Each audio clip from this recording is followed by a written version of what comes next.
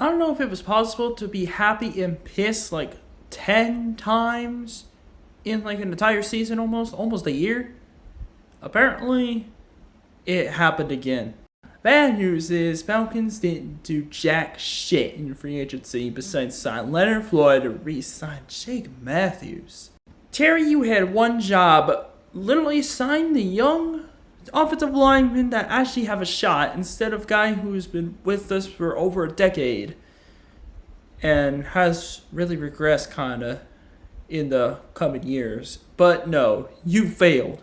Obviously, the salary cap is a big thing, but we really spent that money on Jake Matthews instead of going after Drew Dalman. Come on, man.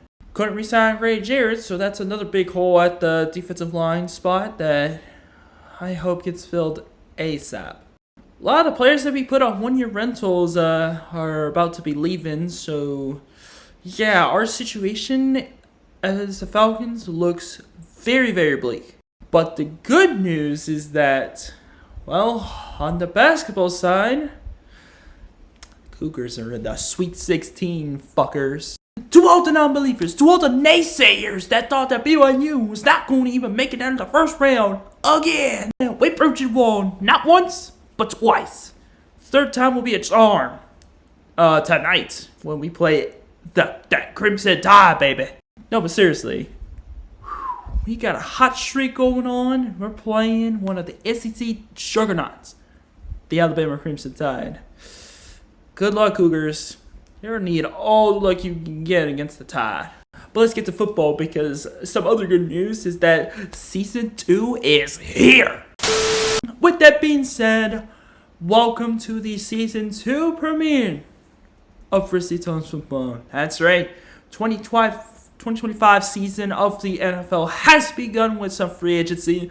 We're going to be talking about some of the best offseason moves and extensions, if you would. I'm just going to do just all the offseason moves of some of the best free agents from this year, and also talk about some re-signings that happened across this year as well. If you're going to be wondering when the mock draft is going to happen, I am planning on doing it next Wednesday.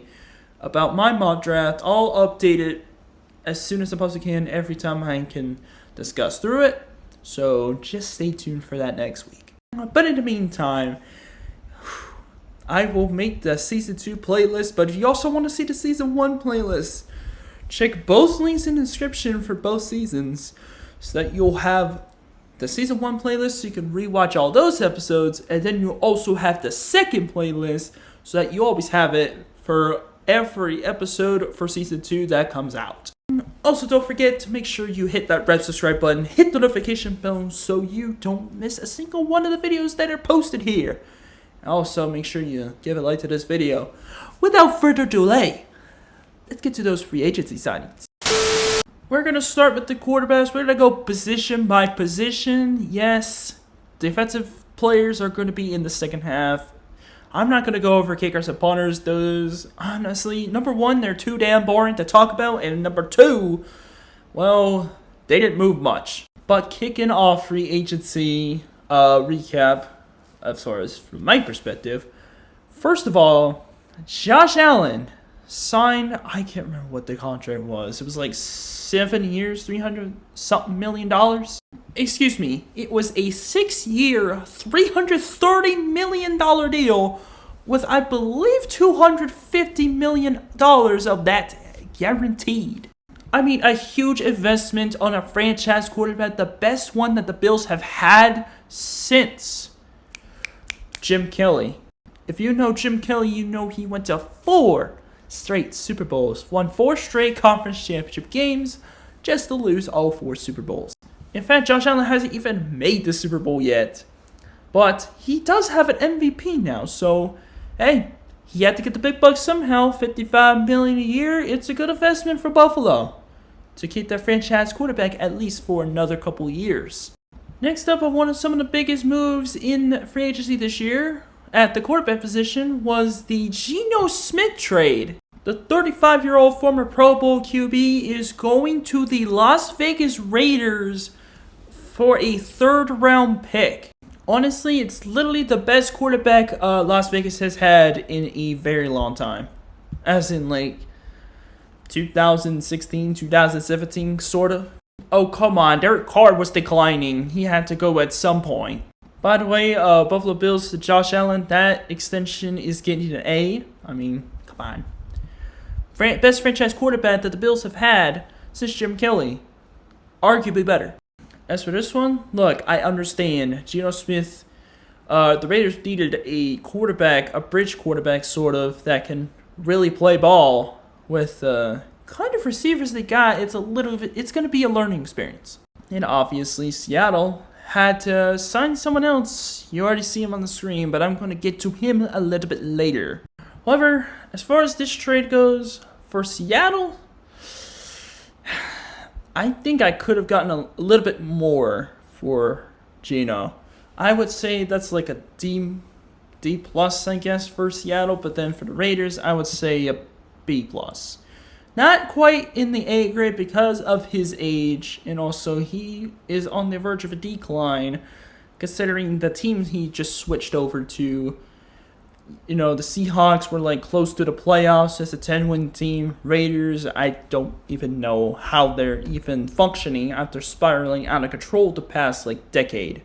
And next we got Sam Darnold going to the Seattle Seahawks for a 3-year, $100 million deal. $37 million guaranteed, or is that like... Actually, yeah, like $75 million guaranteed. People are going to call this an upgrade, and I'm one of those people that say that too. Not just because of age, but Sam Darnold definitely turned into a Pro Bowler this past season when he was with the Vikings. A career renaissance year, by the way. Career high passing yards, career high completion percentage, career high touchdown passes. Like, Sam Darnold's talent is still there. He's also 28, he's close to 30, but he is still improving as a quarterback, to say the least. Fortunately, there's one signing that kind of hinders this kind of production because, the top target supposedly decided to switch teams in a later trade that I will speak about very soon because there's a lot of other positions to talk about. Well, one other position besides the quarterbacks. I gotta say, this is a good investment on a quarterback that still has a lot of room to grow and to be able to make the playoffs. They needed a quarterback that can get them over the hump, and I think Seahawks found their guy. I say Seattle gets an A- for this one. I'm not gonna go too hard on A. I'm not gonna be sold on him just yet, because, the playoff experience, but people need to stop saying he sucks in the playoffs. He hasn't even been there because he was with the freaking Jets and Panthers when they sucked. Only difference is the Jets still suck. Panthers, I'm excited to see what Bryce Young does next year.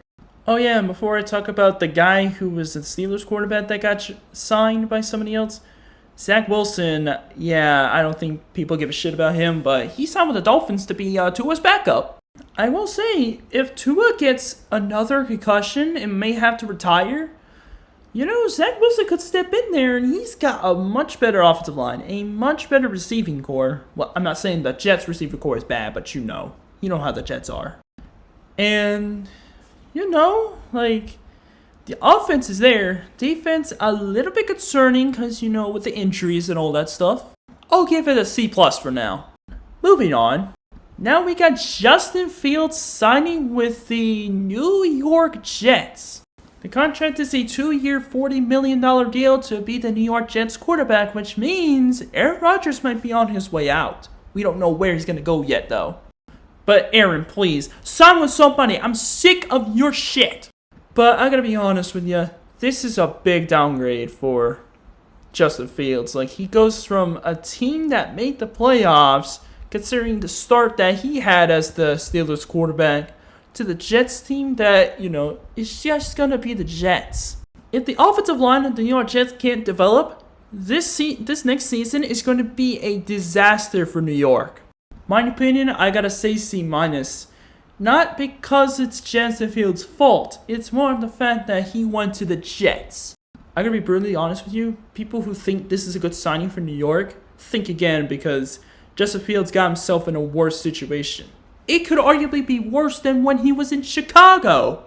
Other big signings, we got Gardner Minshew going to Kansas City to be the backup. Jacoby Brissett backing up Kyler Murray in Arizona. We also have Mac Jones backing Brock Purdy in San Francisco. Mason Rudolph going back to Pittsburgh. And Cooper Rush going to Baltimore to back up Lamar Jackson. And Josh Dobbs backing up Drake May in New England.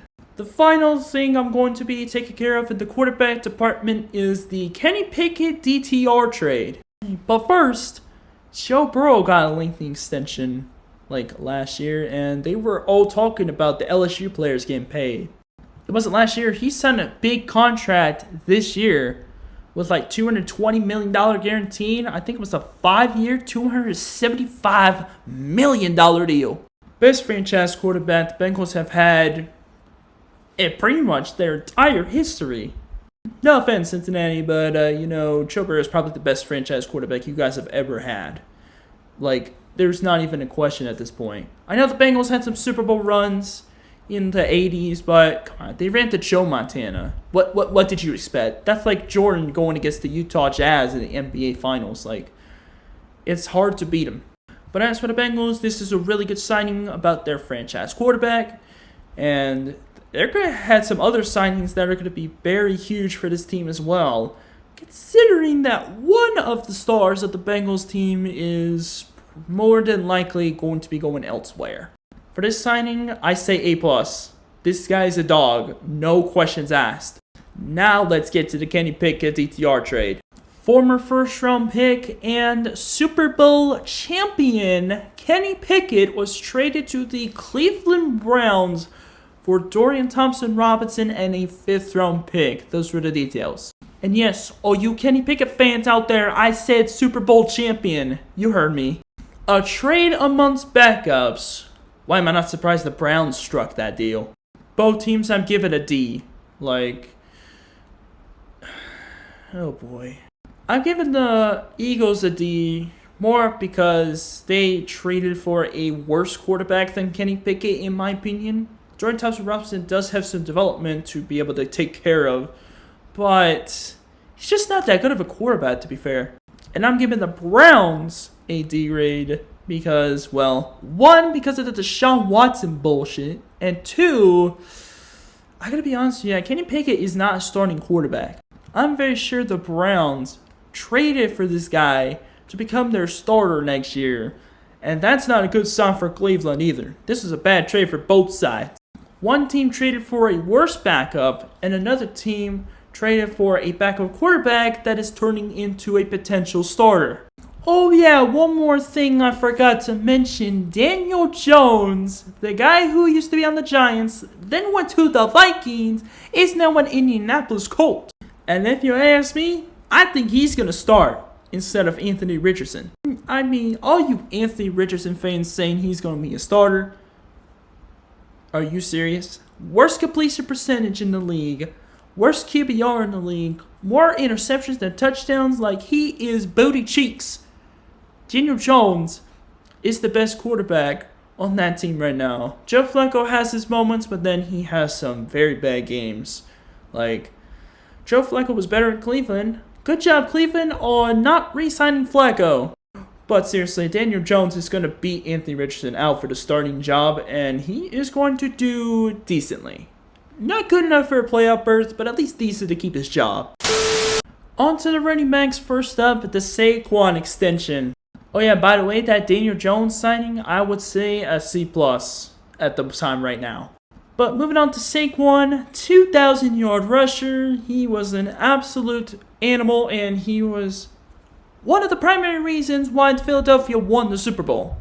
MVP candidate, could have won Super Bowl MVP if he went off the way he did throughout the rest of the season, but Kansas City's main goal was to stop Saquon, but little did they know, Eagles had too many weapons to be able to contain it once.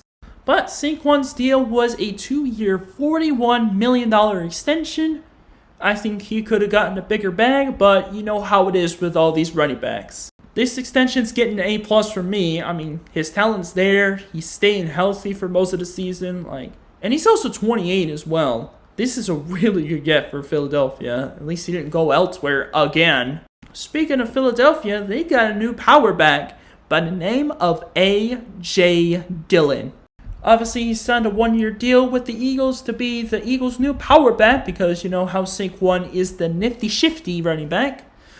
This is a pretty good signing for them, I would say. Injuries definitely hindered his career, but hopefully he has a little career renaissance. Maybe goes off for maybe at least 800 yards. I'm gonna say like a C- for now. It's nothing personal against AJ Dillon. It's more of the injuries. The injury bug really got to him a lot in his career. Moving on to the signing of Aaron Jones. He's back with the Vikings. 2-year, $20 million deal. I mean, he was a very solid running back for Minnesota last year. He wasn't the primary reason the Vikings got the 5 seed in the playoffs, but he did play a very key role in that entire season. I expect him to at least get 800 yards once more, and I would say this is a B+ for the Vikings to get him. Not much else to say about this because, you know, Kevin O'Connell is a great head coach. Moving on to movers. First up, we got Miles Sanders from the Carolina Panthers going to the Dallas Cowboys. Cowboys made some moves for skill position players? Really? Yes, my friends, they did sign a couple running backs. I'll talk about another one a little bit later. Sanders got a 1-year deal with the Cowgirls. I don't know, man. Rico Dowdle, he's a good running back. This could be a replacement for Zeke, but Dowdle might be on his way out anyway, too. So, big L for Dallas. As far as Sanders, I don't know, man. He's been very inconsistent his entire career. He's been okay at best. Not exactly a decent running back. I would say more of a C for Miles Sanders. Next, we got Raheem Mostert going to the Raiders. D-, enough said. The guy is 33 years old. He lost some speed. He's getting injured. I mean, the Raiders signed a false bag of goods from Miami. I believe this is a 1-year deal for the Raiders. And it's not going to be pretty for Las Vegas, to be brutally honest with you, at the running back position. Raiders tried to make a move at that position because that position sucked so much ass last year. But they ended up maybe potentially becoming even worse. You went from Zamir White and Alexander Madison, who are both younger running backs, to signing Raheem Mostert, who's going to make your running game even worse. Oh boy, it's going to be a rough night in the black hole. Up next, we got the Najee Harris signing. This was a big eye-opener, eyebrow raiser, whatever you want to call it. Najee's going to the LA Chargers. For some stupid reason, it is only a 1-year, $5 million deal. This is bad not enough for cap space, but also because Najee Harris is a solid running back, and the Steelers decided to let him go? The Steelers running back room is going to be right on pace with the Raiders as one of the worst in the league. Najee Harris is a very solid running back, let me tell you that. Had a lot of 1,000-yard rushing seasons. Like, are you seriously thinking that Najee is not a good running back? Really? That's like the stupidest thing I've ever heard. Najee is actually a very solid running back. Steelers needed to get Najee Harris because, come on, #1 overall need ever since James Conner left for Arizona. And then Steelers decided to let him go for literally pennies. Well, it's basically nothing because they let him walk. Chargers get a B+ from me. Chargers got one of the biggest steals at the position. Up next, we got former Broncos running back Javonte Williams going to Dallas. So Dallas, let me get this straight. You've replaced Rico Dowdle and Zeke for a 28-year-old Miles Sanders who's been inconsistent, and a 25-year-old running back that is coming off a bad injury in Javonte Williams. I mean, you did get younger, so I can give you that. Let me tell you, Javonte's never going to be the same after the injury he suffered in Denver, but I'm not going to give up on him just yet. If he gets over 1,000 yards next season, y'all better watch out because his value is going to go up and he'll probably be traded somewhere for quite a big haul. Of course, it was another one-year deal. You know how the NFL treats their running backs. Come on, man. Hashtag respect your O-line. Also, hashtag respect your running backs. They gotta take care of the families, man. Pay them some money. I know Javonte Williams had a very awful 2024, but come on. The injury definitely hindered his progression, and no, he ended up being worse. But at the same time, you know, he still has some untapped potential that was never tested by Denver, so Dallas might tap into that as well. I'm going to say a C for now. I'm very unsure of this signing, if it's going to work out or not. Speaking of Rico Dowdle, he went to the Panthers. So basically, the Panthers and Cowgirls swapped running backs. Cowboys got Miles Sanders, and Rico Dowdle went to the Panthers. Did Rico go to a worse team? Sort of. But that Panthers team has some potential. They have a direction they're going to. And hopefully upward. Dallas, not so much. 27-year-old running back got a 1-year rental with Carolina. I'm hoping he gets an extension because I think he can do pretty well with the Panthers and hopefully take some pressure off Bryce Young. Because I gotta be honest with you, Bryce Young is getting better. He's definitely getting better. He needs some receivers and some offensive line help ASAP. Otherwise, he's going to die. I mean, like, get so banged up that he'll probably have his confidence shattered. Like, if it wasn't already. Rico Dowdle's a solid signing. I'm going to give this a B at the moment because, come on, he was on Dallas. They're dysfunctional. Carolina is less dysfunctional to them, but they're still kind of at a dysfunction at the moment. But hopefully Rico Dowdle can at least be one of the improvements for Carolina's team because Carolina needs a lot of it. Other signings include Kareem Hunt staying with Kansas City. We got Darrington Evans, an Appalachian State running back that is 27, going to the Bills. Kenneth Gainwell going from Philadelphia to Pittsburgh. Avery Williams from the Falcons going to Philadelphia. Elijah Mitchell going to Kansas City for some reason. And finally, Jaylen Warren getting signed by the Steelers again. He's coming back. Khalil Herbert going to Indianapolis as well. Final signing I'm going to be talking about is the Vikings signing Jordan Mason to be Aaron Jones' backup.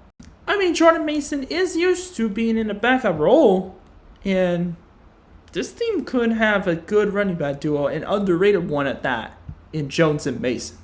I think he signed a 2-year deal worth $10 million with $7 million guaranteed, and I'm very sure he is going to be a solid running back no matter where he goes, because remember when he was with the 49ers and CMC had that very weird leg injury that, you know, he was the number 1 fantasy player and everyone was pissed that picked him? Yeah, Jordan Mason was good then. I'm hoping he is good now with Minnesota. I will give this a B-. Really just because we don't know exactly how this situation is going to do for him at the moment. But I do hope he turns out to be a good player. Up next, we are on to the receivers. Before we get to some moves, I gotta talk about 2 signings from one team, the Cincinnati Bengals, signing not only T. Higgins, but also Jamar Chase to some big deals. T. Higgins was initially franchise tagged by Cincinnati, but since then, he actually got a big payday. Both got 4-year deals. Jamar Chase got a 4-year, $161 million deal as probably the best receiver in the league. And T. Higgins, as a wide receiver too, gets a 4-year, $115 million deal. God damn, these LSU players getting paid. There was a quarterback on that 2019 LSU team that's getting paid the big bucks as well that we'll get to when I get to that point. But, oh boy. Yeah, those 2 players making of the Bengals offense that what it is today. If only they had a defense that didn't have their head so far up their ass, they would be real contenders in that division. For both of those, Jamar Chase is an A+ for obvious reasons, and T. Higgins is an A-. Now on to the big movers. First up, Devontae Adams goes to the LA Rams. He's moving to a different team again. My honest reaction is, holy hell, this Rams offense might have just gotten better. A little better. No offense to Cooper Kupp because he was a former Triple Crown receiver in 2021 with the Rams won the Super Bowl, but injuries and his declining abilities kind of caught up with Kupp. But I think this could be a big upgrade for LA with the Adams addition. And surprisingly, it was only a 2-year, $44 million deal with $26 million guaranteed. He's getting paired up with the superstar receiver out of BYU, Puka Nacua. That's going to be a very interesting combination. Speaking of Puka Nacua, he has said some things that kind of got me scratching my head, but got a lot of people scratching their heads as well. Like how he said, my all-time favorite player, Julio Jones on the Falcons, is the best receiver in NFL history. I'm no expert, but there are a couple guys by the names of Jerry Rice, Randy Moss, Calvin Johnson that exist, Puka, so can you please do your research, dude? But anyways, for the Davante Adams signing, I'm going to go with a B.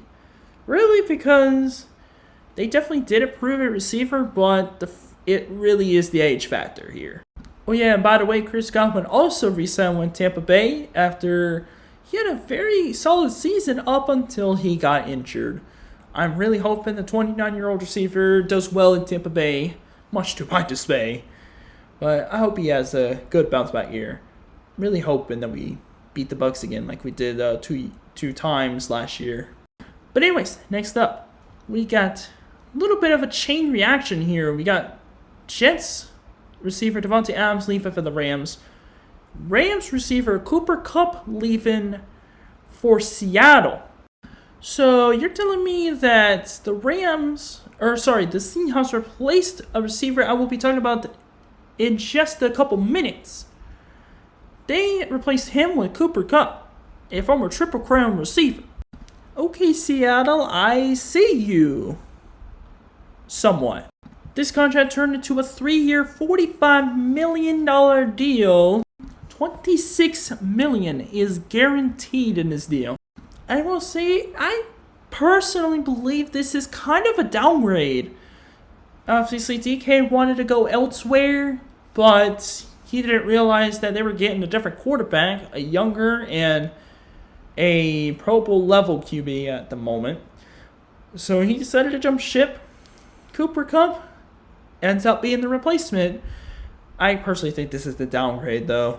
Don't get me wrong, Cooper Kupp is one of the top 15 receivers in the league. It's just, he's more close to 15 than he is at the top 5.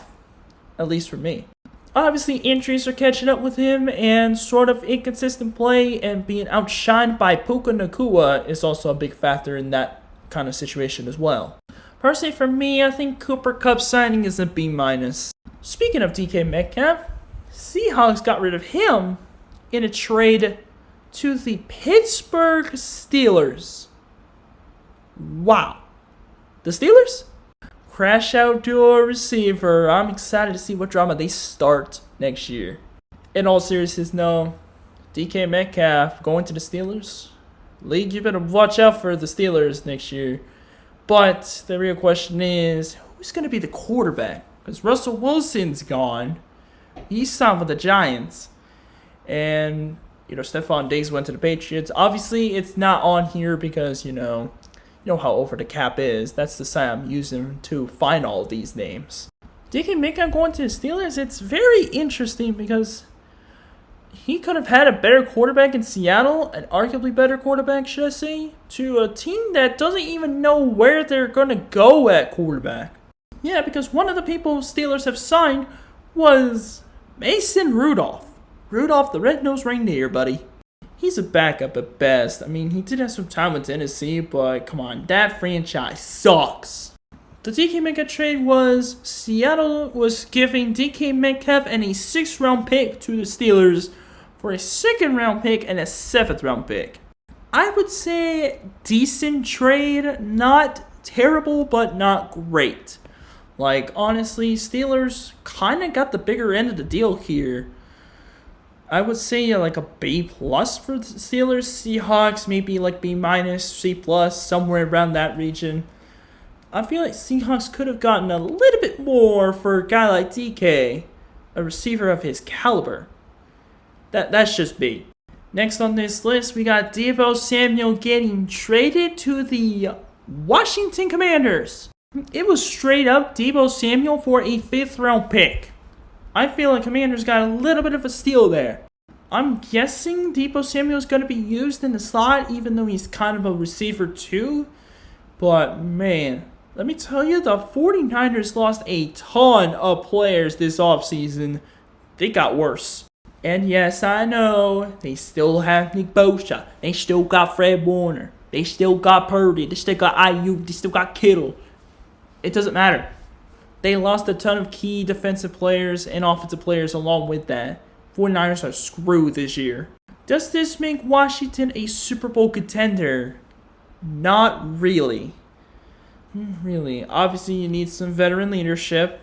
And the guy be 29. He could do pretty well. But in the long term, this is not a good look for him. Because they got a good run game with Brian Robinson and the rest of that backfield. They got Terry McLaurin at wide receiver 1 who's doing his business. I don't know. They're either going to go De'Ami Brown or Deebo Samuel at wide receiver 2. I feel like Deebo fits better in the slot, just like I feel like Garrett Wilson fits better in the slot. If I was the Jets, I would put Allen Lazard on the outside for his freaking frame and put Garrett Wilson out in the slot because I feel like he'll do a lot better on the inside. As for this Deebo Samuel nonsense, well, 49ers get a D- and Commanders get a C+. No team really exactly won this trade. But only time will tell which team ends up getting the betterment of the deal. Oh, never mind. De'Ami Brown is on Jacksonville now. So Deebo might actually be wide receiver 2. Other signings that I didn't mention. Hopkins going to the Baltimore Ravens. Mike Williams going back to LA to play with the Chargers. Brandon Cooks going back to the team he started with in the New Orleans Saints. Adam Thielen getting signed to the Panthers. Hollywood Brown getting back to the Kansas City. Darius Slayton going back to the Giants. And Khalif Raymond going back to the Lions. Finally, KJ Osborne to the Commanders? Future wide receiver 2? Yeah, probably not. And also there's Matt Collins going to the Patriots. DeMarcus Robinson also going to the 49ers. Those two are interesting to me.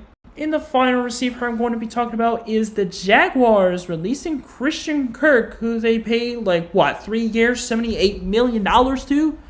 He's going to the Houston Texans. I'm not sure why this end he was signed. I think it might have been a 1-year deal. But this guy was traded for a 7th round pick. I know he didn't live up to the contract that he got. It was actually a 4-year, $72 million deal. My apologies. But Christian Kirk for a 7th round pick? And by the way, he is 29 years old. I mean, that's just freaking ridiculous to trade Christian Kirk for pennies? Jaguars get a definite F in this deal.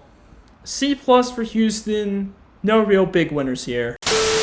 I'm just going to talk about 3 tight ends in this thing because, as we get to the bottom down here, you see a lot of, backups, sort of starters, all that stuff.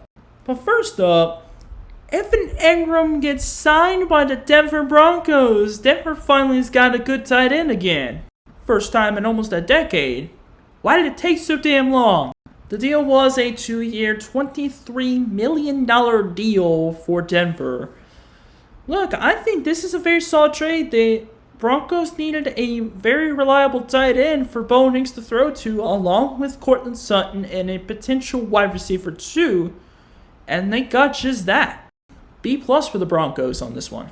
Next, we got Tyler Conklin going from the Jets to the LA Chargers on a 1-year, $3 million deal. That's a little interesting.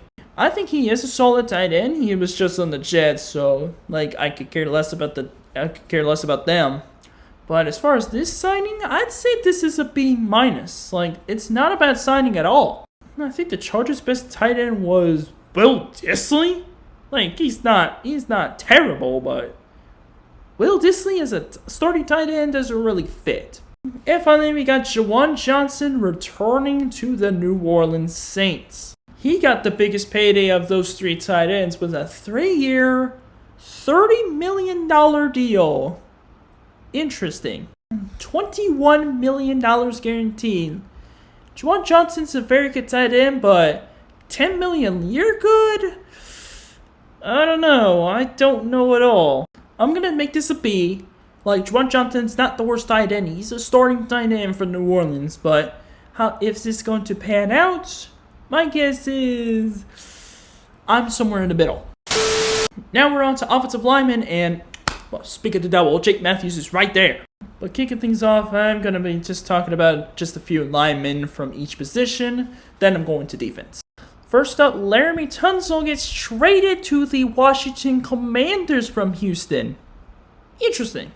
I believe the trade was Washington getting a 4th-round pick along with Tunsil. And the other thing was, I believe, 4 draft picks from Washington to Houston. It was a 3rd and a 7th from 2025 and a 2nd and a 4th from 2026. God damn, that was a haul. Obviously, Laremy Tunsil, he didn't have his way with penalties this year, but he's still a very solid offensive lineman. So, honestly, quick little thing. I think Texans get a B here for the draft capital, B+ for Washington for the upgrade at the offensive line. And the Texans replaced Tunsil with Cam Robinson from the Vikings. Obviously, the contract's not shown on here, but Cam Robinson signed a 1-year, $12 million deal for Houston. Is this an upgrade? I'm not so sure. I feel like they're kind of on the same level, but Cam Robinson is still very solid. I'm just going to say a B for now for that. Obviously, one of the cornerstone offensive linemen for that Vikings team was Pro Bowler Sam Darnold. You can't go wrong with the standout offensive lineman. Well, not really standout, but more of like a very solid offensive lineman that got to the playoffs. I refuse to talk about Jake Matthews at this time. I think it was like a $45 million deal for 2 years, $38 million guarantee, but I don't give a shit about that. And then finally we got Ronnie Stanley signing back to Baltimore. Now this contract, in my opinion, was very interesting. It was a 3-year, $60 million deal, $44 million guaranteed for an offensive lineman. Oh boy. At least he's not getting $50 million guaranteed, like Laremy Tunsil at the top there. I see you. Stanley was a very good centerpiece for the Ravens offensive line, able to protect their 2-time MVP quarterback, Lamar Jackson, at the time he was there. Let me tell you, he is actually a very solid offensive lineman. Let me tell you that. All those linemen that I mentioned were very solid, including Jake, even though, why did we re-sign him but not Drew? Like, I still don't understand that to this day. As for the Stanley situation, I'm going to say a B. B+ for this one. As we go to the left guard, we start to see some very interesting trades over here. And signings. Only going to be talking about 3 players in this position. But man, the Bears made some moves this offseason. 2 of them on the offensive line. They not only traded for Jonah Jackson, they also traded for Joe Thuney as well from Kansas City. Bears are striking gold right now. Jackson was traded for a 6th-rounder, and I believe Joe Thuney was traded for a 4th-rounder as well. Both of these offensive linemen, Jonah Jackson in particular, was very underrated, and Joe Thuney was a Pro Bowl offensive lineman in Kansas City. So, some good signings there. Like, I feel like the Bears offensive line got miles better this season. I think Bears could potentially make the playoffs if they could just protect Caleb Williams, because that was Chicago's main goal this offseason. Get some people who could protect their franchise quarterback for years to come. Both of these signings, I'm going to go B+ here. B+ because of Jonah Jackson, untapped potential that nobody has really gotten into, and for Joe Thuney, it's really age, even though he is a very solid offensive lineman. He's been solid his entire career. Finally, we got Kenyon Green going to the Eagles on a signing. Interesting. He was originally signed by Houston on a 4-year, $15 million deal, but Texans actually decided to agree to pay $1.5 million of that salary while the Eagles paid for the rest of the contract. Very interesting stuff there. I will say Kenyon Green is a solid offensive lineman for Houston. He is 24 years old though, so he is young and he can really get better as time will tell. For right now, I'm going to make this a B-, not because of, I don't know about this guy enough yet, or the fact that, he's young, he's inexperienced, but he'll get better over time if the Philadelphia can use him right. Sirianni, you better not fuck this up. Only one center really to be talked about here, and it's Ryan Kelly going to the Vikings. 2-year, $18 million deal. He's been solid for the Colts for quite a couple of years, but over time, the Colts offensive line has definitely dipped, and Kelly had to force his way out of there. Good thing for him, he's going to Minnesota, a franchise that could protect the franchise quarterback if needed. Who is the starting quarterback for the Vikings now? Well, Vikings are starting on J.J. McCarthy, and they need to protect him as best as they can, so yeah, that's your answer. I'll say a B for now. Just saying. B+, it could be going either way, but I'm going to go B for now. Not much to say for the right guard position because Zach Martin was literally the only important thing about this, and he retired. Yep, the 35-year-old offensive lineman who has been playing guard for the Dallas Cowboys for 14 years maybe, and he is gone. And there are also some of these offensive linemen over here. And in fact, in one of those, we got Storm Norton as well. I'm not going to go too deep on that right tackle stuff. You see all those signings. You could pause it, see all those signings that went down. And their money per year, all that stuff. Not much to really talk about here. And now we are on to the defense, starting with the interior defensive linemen. 4 players we want to talk about here. First up, Vikings getting Javon Hargrave and Jonathan Allen for the Niners and Commanders. Very interesting stuff. And by the way, Javon Kinlaw was the replacement for Allen on the Commanders. I think that's a good get for them. Hargrave was a 2-year, $30 million lineman, and Jonathan Allen was a 3-year, $51 million defensive lineman for the Vikings. So Vikings definitely upgraded this season, at least this offseason. We'll have to wait till the draft to see what really happens here. 2 proven good defensive linemen here. I see the Vikings really improving on defense. Pretty much, they re-signed Murphy to a deal at defensive back. Harrison Smith's coming back for another year, even though, I gotta be honest, he's kind of washed. These are good gets for Minnesota.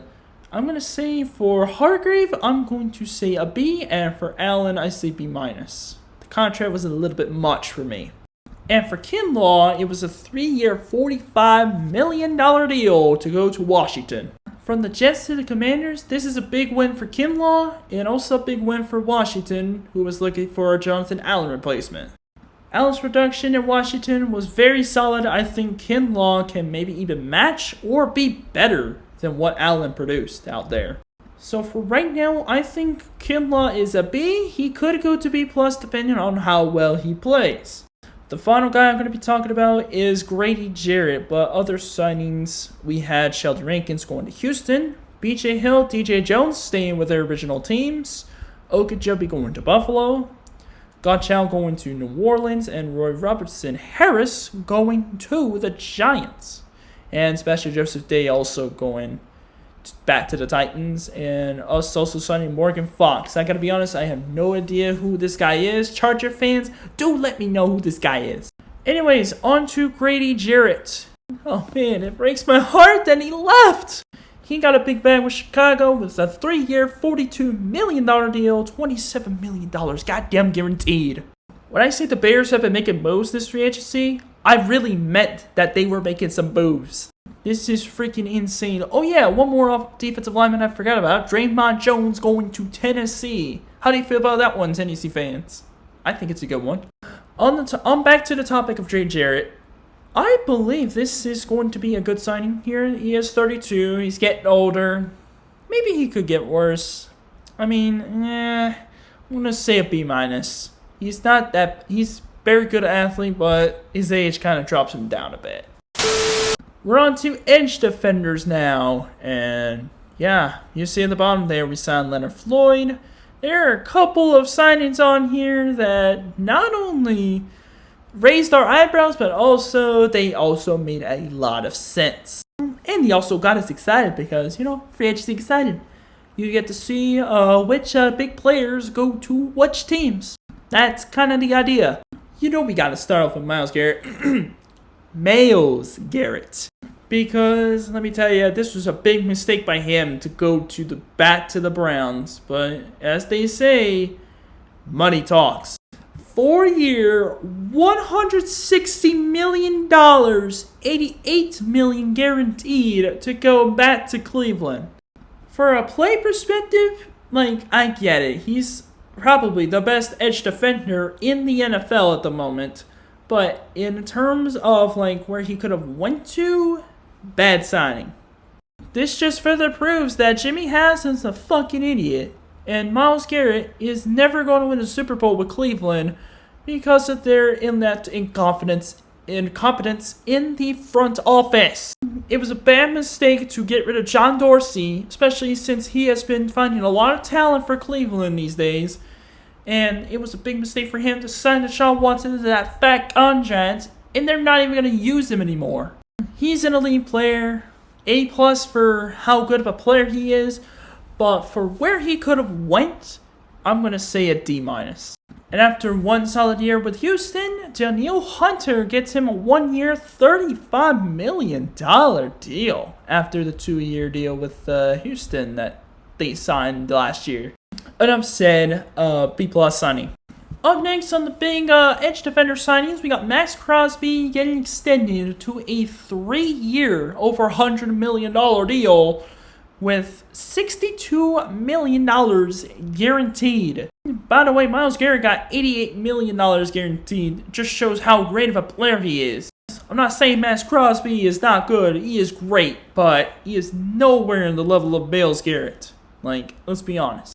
Good value for the Raiders, even though, they could have let him walk, signed some good players out there. He is 28, though, which this is a good signing. I will say A- here. Really just because Las Vegas is a dumpster fire. And it just keeps on going. There is a ton of good edge defenders that went elsewhere. Realistically, a few more. A 30-year-old Joey Bosa is out of LA. He's gone from the Chargers. He decides to go to the Buffalo Bills, more than likely replacing Von Miller. It was basically a 1-year, $12 million rental of Joey Bosa for the Bills. I honestly feel this is pretty okay. Von Miller's getting old. Obviously, he needed to get out of Buffalo, at least get some more money before he retires. I think he is a future Hall of Famer, let's be honest. Joey still has some talent left in him. He just on a defense that can really fit with him as the anchor of that defense. I'd say a B- though. He's been a very good Pro Bowl defensive end for a long time for the Chargers. They needed to make ends meet to let him go. I understand that. B- is the grade that I just said. For the Bills, they're getting a good get out of him, but it's really the age factor here. Other signings including Cam Jordan and Chase Young staying with New Orleans, Hassan Reddick going to the Buccaneers, and DeMarcus Lawrence going to Seattle after quite a while with Dallas. There's 2 more signings I want to talk about, Harold Landry and Josh Sweat. Starting off with the move to the Patriots for Harold Landry, which is quite interesting. He's been solid with Tennessee, and the Patriots rewarded him with a 3-year, $43.5 million deal, which is, I gotta be honest, I think they did pay him well. He's obviously had some solid seasons with Tennessee, but lately they have been all the way down in dumpster, and Harold Landry felt he needed to get out of that place as soon as possible and go somewhere on the rise. That's where New England came calling. I'll say a B or B+, depending on how people want to take it, but this is a solid signing for New England there. And this is the big contract for someone who moved to a different team here for Josh Sweat, who just won a Super Bowl with the Eagles, he goes to Arizona.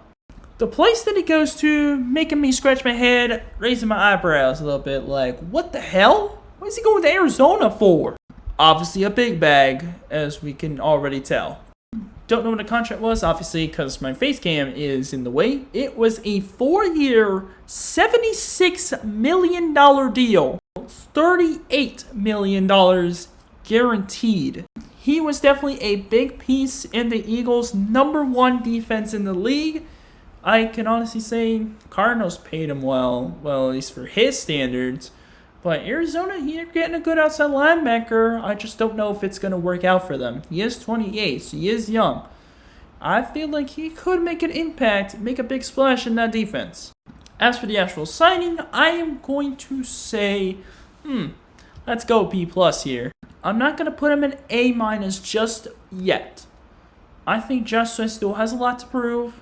Prove that he can play well even in a different situation than what he was used to in being a very good piece in a defense. Can he stand out is going to be the biggest question as one of the better defenders in the league. We have a couple of linebacker moves and signings back to their original teams from last year. This is actually not too bad. Matt Milano and Levante David got signings to their original teams. So did Bobby Wagner and Cole Holcomb. Very interesting signings, but they're actually good ones too. But you know who also went back to their original team?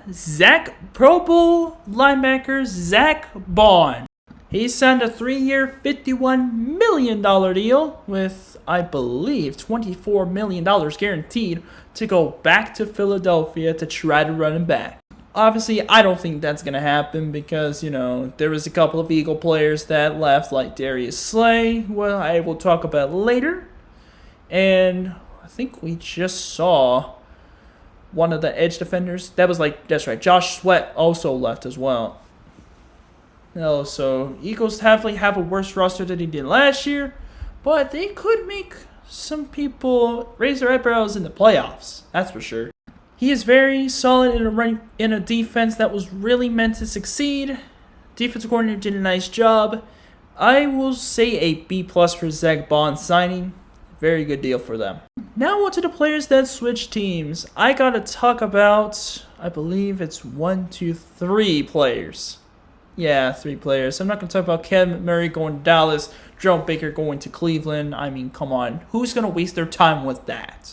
First up, we got 28-year-old Trey Greenlaw leaving the Niners to go to the Denver Broncos. You know who Trey Greenlaw is. May I remind you about Super Bowl 58 when he tore his Achilles in a celebration? Yeah, that was him. Is he going to be the same after that Achilles injury? Probably not. But is he still going to be an effective defender in the Broncos defense, which was like top 5 in the league? Probably. The bag Denver gave him was a 3-year, $31.5 million deal with $11 million guaranteed. A very good get for Denver. They obviously had to try to go out there and improve their linebacker core because, it kind of sucked down there because defensive linemen and defensive backs, they're actually kind of set.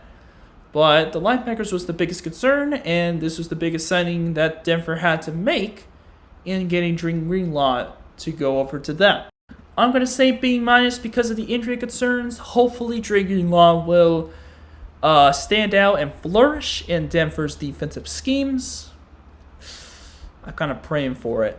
Up next, we got Elandon Roberts going to the Raiders, which is interesting. This was kind of a chain effect because the Raiders then had Robert Spillane going to New England to play with, right? Matt Collins. Now Stephon Diggs is on New England now, which is interesting. And Harold Landry. Almost forgot about him. Who is Robert Spillane? Western Michigan defender on that 13-0 Western Michigan team, the 13-1 2016 Western Michigan college football team. He went to the Raiders, and now he's on New England. Spillane was a very decent linebacker as well. But let's start with Roberts for a minute here. He was solid in 2022 and 2023. 2024, I feel like he did get injured here. he got rewarded by the Raiders with a 1-year, $3 million deal. I'm not sure what injury he got, but I think if he could return to his 2022-2023 form, I think the Raiders should be fine at linebacker with the replacement for Spillane, which I will talk about just in a few seconds. This signing, I'm going to say a B+. I'm not going to go into the A's yet because, Elandon Roberts still has to prove that he can... Actually, you know what? No, B. B grade for Roberts, not B+. It's age factor and also the injury in 2024, which I'm most certain that did happen. And now Robert Spillane. It was a 3-year, $33 million deal with $20 million guaranteed. I already gave my analysis on him. I'm going to say a B as well. Not on talent, it's basically age. And before we get to the cornerback signings, let's go over some safeties that were signed. I'm going to be honest, I did not know we signed Jordan Fuller from Carolina. Now that I look at this screen. The biggest moves here are C.J. Gardner-Johnson, Justin Reed, and I believe Jeremy Chin as well.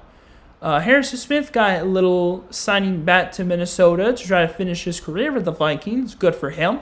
The top one of the list was Justin Reed going to the New Orleans Saints. Oh, wait a minute. Nope. I see 2 more down there. Just now see. But let's start with Justin Reed going to New Orleans. When you're like a Pro Bowl defender from Kansas City and you go to a different team, it doesn't really pan out too well. You can ask L'Jarius Sneed. But this was a 3-year, $31 million deal, $22 million guaranteed. I gotta be honest with you, I'm not too super stoked on Reed going to New Orleans because, how L'Jarius Sneed's contract ended up. It ended up being an absolute disaster. I'm going to say B- for now because I'm not sure what's going to happen because he is a solid safety. But, with history of Kansas City players going to different teams, doesn't really end well. That's why I looped it down from a B+ to a B-. Next up, C.J. Gardner-Johnson gets traded to the Texans. Oh yeah, Kenyon Green was involved in this trade as well that I forgot to mention. Houston received C.J. Gardner-Johnson and a 6th-round pick from the Eagles for Kenyon Green. I gotta be honest with you, I'm not mad at this because Eagles wanted to move on from Gardner-Johnson. Houston wanted to get some safety that will stand out in their defense along with Derek Stingley, who I will get to because his contract was very massive. I forgot this was a trade. Kenyon Green going to the Eagles, I would say it's a B+. Young 1st-round talent, and he's actually a very solid offensive lineman. As for C.J. Gardner-Johnson going to Houston, I'm going to say B here. I think both teams got some good players here. Next up, we got Jeremy Chin going from Washington to the Raiders. Ended up being a 2-year, $16 million deal with surprisingly $12 million guaranteed. He was a solid safety for Washington for the year he spent there. He obviously came from the Panthers, if I'm not mistaken. He turned into a pretty good Pro Bowl level safety in that 1 year he spent, and the Raiders rewarded him with a 2-year deal. He had his best year ever. Not even 2020 Carolina year can even compete with how much Chin progressed in Washington. And yeah, Raiders got a pretty good get, but since their black hole 27-year-old safety is literally the best thing they can come up with right now to help their issues. I mentioned Trayvon Mulring left as well, so this is kind of his replacement here, and it's a pretty good one. I'm going to say a B. I'm not going A- here. No, this is the Raiders we're talking about here. Come on, let's be real. This might not be able to work out. But the last 2 safeties I'm talking about here, Javon Holland going to the Giants, which is very interesting. Oh, I saw Trayvon Mulring. He went to Carolina. Exactly what my point was with Jeremy Chin. It's a good replacement. Oh yeah, Richie Grant went to San Francisco. I will not talk about that guy because, that was the guy we picked over Jeremiah Owusu-Koramoah for some stupid reason. Terry! We need a linebacker. How we get a safety? He didn't even start. The Javon Holland signing was or a 3-year, $45 million deal with $27 million guaranteed. A bold move by New York Giants. By the way, New York Giants has signed Russell Wilson and Jameis Winston to their team as the quarterback. So, as far as draft position, they're probably not in line for a quarterback anymore. Who is going to get Shedeur Sanders, though? That is going to be the big question. I'm not so sure. I'll be honest, he might not even get out of the first round. Nah, I'm just kidding. He's going to get out of the first round probably later than people are expecting, because they think he's going to go top 5, but I don't think so. He might be going mid-first round, to be honest. But on the topic of Jevon Holland, he has been a solid safety for Miami. He's 25 years old. He's young. He's a young safety. This is a good get for Giants, but I'm just afraid they're going to brew him like they did to Kenny Galladay when he had his very good season in Detroit.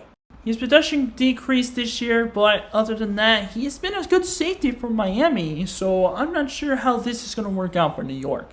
I'm going to say a B for now, considering the fact that I actually do like Jevon Holland's production. Just hope he can get back to his time before the 2024 decline. And other signings, we got Eric Murray going to Jacksonville. Like I said before, Trayvon Mulray going to Carolina, and Andre Cisco going to the Jets. Replacing Ashtyn Davis, who went to the Dolphins. Replacing Jevon Holland. He was the guy that replaced Jevon Holland, Ashtyn Davis was. And finally, we have reached the defensive back tree here. This is interesting. First of all, I have got to talk about this signing, this extension. Derek Stingley's 3-year, $90 million deal, $48 million guaranteed. Top 5 draft pick for Houston. Of course, he's 26, very young defensive back. Man, this 2019 LSU team got paid this year. Remember that graphic on NFL's web pages like X or Instagram that they showed that LSU team getting paid? Yeah. Derek Stingley became the highest paid defensive back in NFL history, I'm very sure. $30 million a year for a corner, though? I'm not too sure, though. I'm going to say a B+ for Derek Stingley at the moment right now. Another guy that got an extension? J.C. Horn. Oh, dear God. Well, J.C. Horn, I think, broke that record. Well, not in terms of money per year, but this man, J.C. Horn, got signed to a 4-year, $100 million extension as a DB with $46 million guaranteed. Was he deserving of all that money? Absolutely not. But I'm not a GM here, so my decision doesn't matter. I gotta say a C- for this one. He is going to be a good corner, but the money they gave him, not so much. It was a big overpay. On the biggest movers, we have Carlton Davis going to the Patriots, Charvarius Ward going to Indianapolis, DJ Reed going to Detroit, and Jonathan Jones going to the Washington Commanders. Oh yeah, and there's also Dante Jackson there as well, but honestly, I really don't care about that. I'm going to say Jonathan Jones goes to a B- and Dante Jackson goes to a B.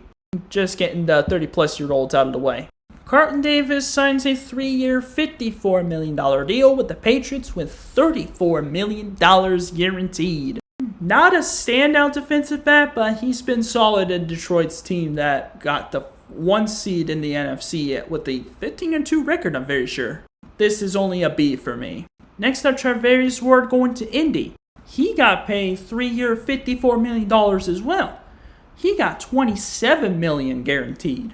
I will say, he had a great 2023 season. 2024, he wasn't in so much. All those injuries that happened in San Francisco, we would all expect him to stand out as a defender, but he did not. I'm going to say C+ for that one. Lions replaced Carlton Davis with DJ Reed from the Jets, though. This was a 3-year, $48 million deal, and surprisingly, a $30 million in guarantees. Did DJ Reed deserve that big payday, the $30 million guaranteed, from what I believe? are his stats? No, not really. Is he bad? No. He's actually pretty decent, but he was not deserving of that money. C+. Other signings include Dane Jackson going to Buffalo Bills. Not sure who that is. Ronald Darby going to Houston. Jeff Okuda, who the Falcons used to have, he's going to Minnesota. Mike Hughes getting re-signed by the Falcons. Kyer Elam going to Dallas in a trade. Wait, I want to talk about this one just real quick. Oh yeah, and Christian Fulton went to the Chiefs. Let me tell you, the Kyer Elam trade was being laughed at by NFL fans because this was one of the biggest moves that Dallas made. Because all they got were 2 running backs, a corner, and a long snapper. Those are the biggest moves Dallas made. The 24-year-old defensive back was traded to Dallas for a 5th and 7th round pick. My opinion on this, Kyer Elam, well, he sucked. He wasn't even a starter. Buffalo was right to trade for 5th and 7th round picks for his talent. Like, dude, he has untapped potential for being 24 years old, but have you seen the guy? This guy has not started in 3 years. Do I believe he will get a chance? I think he will in Dallas, but is he going to make the most of it? Only time will tell. Right now, it's a C for both teams. Oh, hi, Dory Jackson. You went to Philadelphia. Awesome. Oh, yeah, and that was to replace Jordan Lewis, who went to Jacksonville, the Elam trade. Very big downgrade. What a bundle of free agency signings. That is going to do it for this episode of Grizzly Talks Football, the first episode of Season 2. Wow. I can't wait for this 2025 season to start, especially with the draft coming up, preseason, and then regular season coming up. We got basketball going on. Baseball's about to start. It's going to be a rough time, but you know what? I'm here to get you guys updated. If you enjoyed this episode, make sure you give this thing a like. Hit the subscribe button so you don't miss a single one of my videos. Be sure to hit that notification bell like always. This is the Grizz. And until next time, which is going to be my mock draft, my first one, I will see you guys in the next video. Peace.